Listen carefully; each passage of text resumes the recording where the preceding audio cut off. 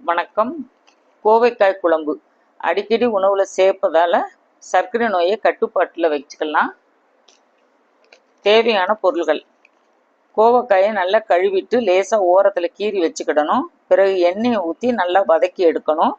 அதே எண்ணெயில் பெரிய வெங்காயம் 1, பூண்டு 5 பல், தக்காளி 2, பச்சை மிளகாய் 2, வேர்க்கடலை 1 ஸ்பூன், தேங்காய் சிறிதளவு, புதினா இலை சிறிதளவு சேர்த்து நல்லா வதக்கணும். மறுபடியும் கொஞ்சம் எண்ணெயை ஊற்றி கடுகு, ஜீரகம், பெருங்காயத்தூள், வெங்காயம் சேர்த்து வதக்கி வச்ச பொருள்களை அரைத்து அதையும் சேர்த்து மிளகாய்த்தூள் 1 ஸ்பூன், குழம்பு மல்லித்தூள் 1 ஸ்பூன், 2 ஸ்பூன் புளி கரைச்சி தண்ணி, உப்பு, அதோட 1 டம்ளர் தண்ணீர் ஊற்றி கொதிக்க விடணும். கொதி வந்த உடனே கரம் மசாலா 1 ஸ்பூன் போட்டு வதக்கி வச்ச கோவக்காயும் சேர்த்து 10 நிமிடம் கொதிக்க வைத்து மல்லி இலை தூவி இறக்கணும்.